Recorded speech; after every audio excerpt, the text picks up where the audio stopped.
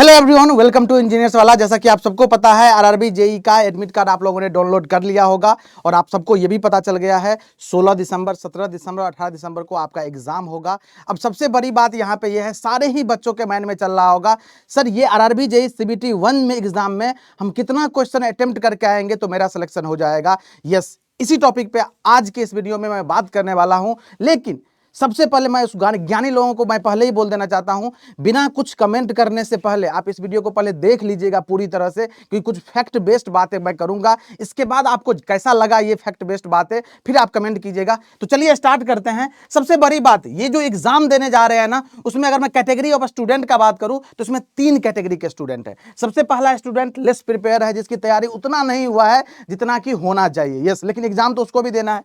फिर है 50-50%, यस, जिसका तैयारी आधा अधूरा हो रखा है सर, लेकिन चलिए एग्जाम तो देने जाना है, क्योंकि अब एग्जाम डेट आ गया है सर, एडमिट कार्ड हाथ में आ चुका है सर, ई कॉल लेटर जिसको बोलते हो, तो एग्जाम तो देने जाना पड़ेगा। और एक स्टूडेंट ऐसा है जो फुल्ली प्रिपेयर है, जो शुरुआत से ही लगकर प्रिपरेशन कर रहे हैं, इससे भी बहुत पहले से प्रिपरेशन कर रहे थे, पूरी तरह से तैयार है, कंप्लीट चीज फॉलो किया है, सारे मॉक लगाए हैं, सारे रिवीजन किए, सब कुछ किए हैं। तो ये 3 कैटेगरी का स्टूडेंट है और इस तीनों कैटेगरी के स्टूडेंट को 3 दिन में एग्जाम है, 16 दिसंबर, 17 दिसंबर, 18 दिसंबर, और हर दिन 3 शिफ्ट में पेपर है। ये सारी चीजें आपको मालूम है।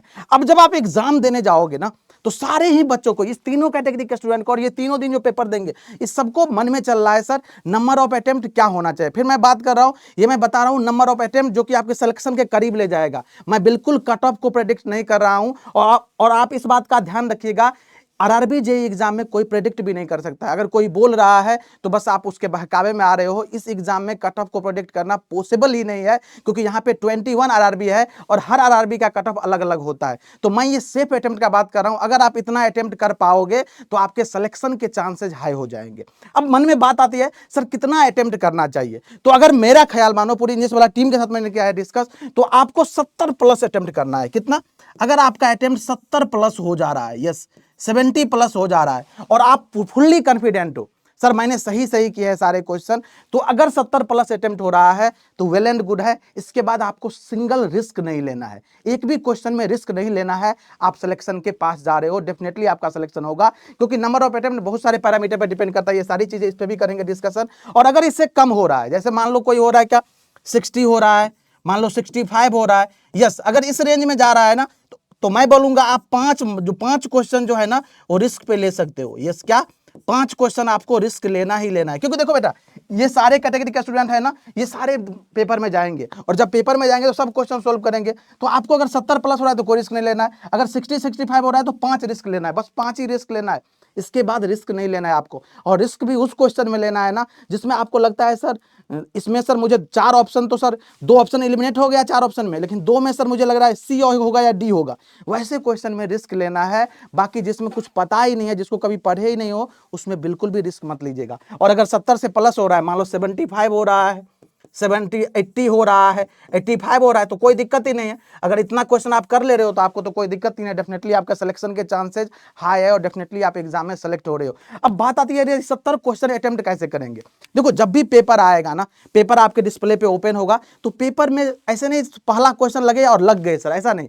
पहले आपको जो 100 क्वेश्चन मिलेंगे ना, उसको गो थ्रू करना है, पढ़ते जाना है, पढ़ते जाना। इसमें से बहुत सारे ऐसे क्वेश्चन होंगे जिसको देखते ही आप टिक कर दोगे, और ये क्वेश्चन जैसे ही बनेगा ना, आपको एक पॉजिटिव मोमेंटम मिलेगा, आपको कॉन्फिडेंस आएगा अपने ऊपर, जो पेपर में मेरे से क्वेश्चन बन रहा है। सबसे बड़ी गलती बच्चे यही करते हैं, 100 क्वेश्चन पढ़ भी नहीं पाते हैं। क्या पता 90 के बाद जो क्वेश्चन थे वो क्वेश्चन ऐसे थे जिसको देखते ही आप आंसर कर देते हैं, और एग्जाम हॉल से जब बाहर आते हैं, जब बच्चों का रिस्पॉन्स सीट आता है, तब पता चलता है सर मैं तो 95 नंबर क्वेश्चन देखा ही नहीं, मैं तो 98 नंबर क्वेश्चन देखा ही नहीं। तो ऐसा गलती मत कीजिएगा। अब क्या क्या करना है, ये जो नंबर ऑफ अटेम्प्ट जो है किस चीज पर डिपेंड करता है, तो देखो सबसे पहले बात, ये जोन पे डिपेंड करता है। यस, आपने कि कौन सा जोन सेलेक्ट किया है, आपके कौन सा बोर्ड सेलेक्ट किया है। टोटल 21 बोर्ड है, इसी में से किसी एक में सेलेक्ट किए होंगे। इसके बाद क्वेश्चन लेवल कैसा था, क्योंकि आपको पता है जैसे ही पेपर देने जाओगे, जैसे ही एग्जाम होगा, तो क्वेश्चन का लेवल किसी में इजी होगा, किसी में मॉडरेट होगा, किसी में टफ होगा। तो इस पर भी डिपेंड करेगा कट ऑफ, जो क्योंकि पता है जैसे ही क्वेश्चन टफ होगा, जब नॉर्मलाइजेशन होगा तो उसके मार्क्स बढ़ेंगे सर,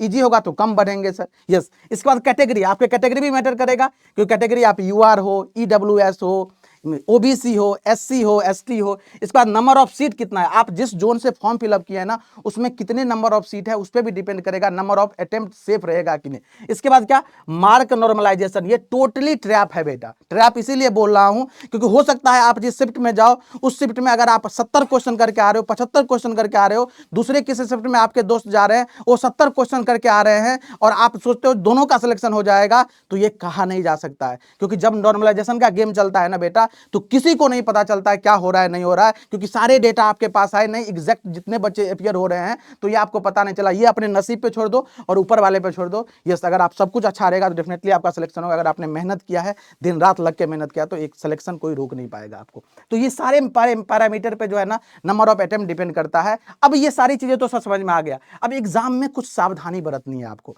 सावधानी ये बरतनी है, देखो क्या लिखा है, सभी प्रश्न को एक बार जरूर पढ़े, सारे क्वेश्चन को गो थ्रू करना है। दिस इज इसेंशियल, नेसेसरी है, ये करना ही करना है आपको, सारे क्वेश्चन देखने ही देखने हैं। यस, क्वेश्चन सोल्व करने में स्पीड को मेंटेन रखे। अब जब भी आप क्वेश्चन सोल्व कर, देखो सारे क्वेश्चन मैं बोल रहा हूं और स्पीड मेंटेन करने के लिए बोल रहा हूं। यस, तो देखो 100 क्वेश्चन है आपको पता है, अब ऐसा भी नहीं करना है हम 2 सेकंड 3 सेकंड ही देंगे और आगे बढ़ जाएंगे, नहीं, this is not a good habit. Yes, आपको पता है एक क्वेश्चन को मिनिमम जो टाइम है ना 10 से 15 सेकंड देने पड़ेंगे, समझने पड़ेंगे, ऑप्शन को समझने पड़ेंगे। यस, तो इतना देना है, ओवर स्पीड नहीं करना है। ओवर स्पीड भी अच्छी बात नहीं होती है, पता चला 2 सेकंड दे रहे हैं, 3 सेकंड दे रहे हैं और जल्दी जल्दी बढ़ रहे हैं, नहीं ऐसा मत करना। आपको पता है 10 सेकंड लगेगा, 12 सेकंड लगेगा, तो उतना टाइम देना है, फिर आगे बढ़ना है। जिस क्वेश्चन में स्टक हो जा रहे हो उसको बाद में देखना है, मार्क फॉर रिव्यू कर देना है, बाद में देखना है, उस पर ज्यादा टाइम स्पेंड नहीं करना है। ऐसे क्वेश्चन रीजनिंग में, मैथ में मिलेंगे आपको ज्यादातर। यस, तो उस क्वेश्चन में स्टक नहीं होना है, उसको छोड़ देना है, बाद में जब टाइम मिलेगा ना पेपर को पूरा कंप्लीट करने के बाद, उसके बाद आप उसको कीजिएगा, उस पर टाइम दीजिएगा। यस, नहीं तो अगर ऐसा करोगे तो टाइम लेफ्ट हो जाएगा, आपका टाइम खराब करोगे और बाद में जो क्वेश्चन आसान है वो क्वेश्चन को भी आप टच नहीं कर पाओगे।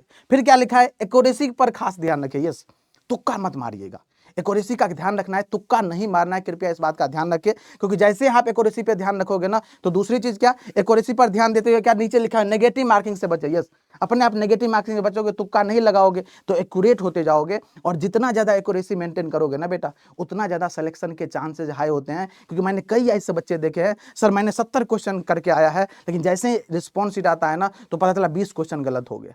20 क्वेश्चन गलत होना, this is not a good habit. अगर 20 क्वेश्चन गलत हो रहा है, तुम ही बताओ कैसे सिलेक्शन होगा। हाँ, 2 क्वेश्चन गलत हो रहा है, 3 क्वेश्चन गलत हो रहा है, चलेगा, हम ह्यूमन है, इतना एरर होगा, इतना गलतियां होगी, चलेगा। लेकिन आप 70 में से 20 गलती करोगे तो कहां से सेलेक्ट हो पाओगे। इसीलिए एक्यूरेसी का ध्यान रखना है, नेगेटिव मार्किंग से बचना है। और नेगेटिव मार्किंग से बचने का तरीका यह है, तुक्का नहीं मारिएगा। आपको जिस क्वेश्चन में लगे नहीं कुछ पता है ना, उसको छोड़ दीजिएगा, तुक्का मत लगाइएगा, क्योंकि तुक्का लगाने से आप सिलेक्शन से दूर भाग रहे हो, करीब नहीं जा रहे हो, इस बात का ध्यान रखें। और लास्ट में क्या लिखा है, एक क्वेश्चन पर ज्यादा समय बर्बाद न करें। यस, ये बहुत सारे बच्चे गलती कर रहे हैं, बार बार इस पॉइंट को हाईलाइट कर रहा हूं। जैसे ही क्वेश्चन में टाइम टेकिंग हो जाए, टाइम लगने लगे, आप छोड़ देना है, जिद्दी नहीं बनना है एग्जामिनेशन के अंदर। सर नहीं सर, ये टॉपिक पढ़ के आए, क्वेश्चन कैसे नहीं करेंगे, कोई बात नहीं बेटा, एक क्वेश्चन आपका पूरा एग्जाम निकलेगा कि नहीं ये डिसाइड नहीं कर रहा है। 99 क्वेश्चन बचा हुआ है भाई, कर ले उसको, और 99 क्वेश्चन बाकी बन जाएंगे ना, तो डेफिनेटली आपका सिलेक्शन हो जाएगा। और आपको ये बात दिमाग में लेके चलना है, ये जो CBT 1 का एग्जाम है ना बेटा, ये जस्ट क्वालिफाइंग इन नेचर है।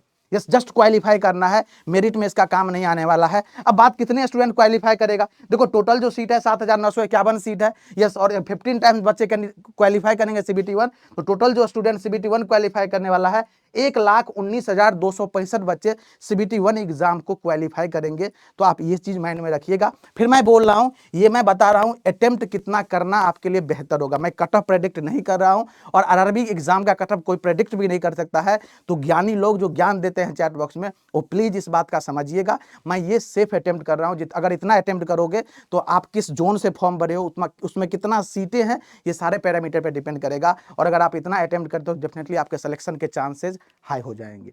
यस, कैसा लगा वीडियो जरूर बताइएगा। मैंने पूरी तरह से गाइडेंस यहाँ पे प्रोवाइड करवाने की कोशिश करी है, और आप सबको पता है आपका एग्जाम बहुत करीब है। बिल्कुल पढ़ते रहिए, अपने आप पे कॉन्फिडेंस बना के रखिए, कूल रहिए, कंपोज रहिए, और डेफिनेटली आप लोग एग्जाम में मचा के आने वाले हो। All the best.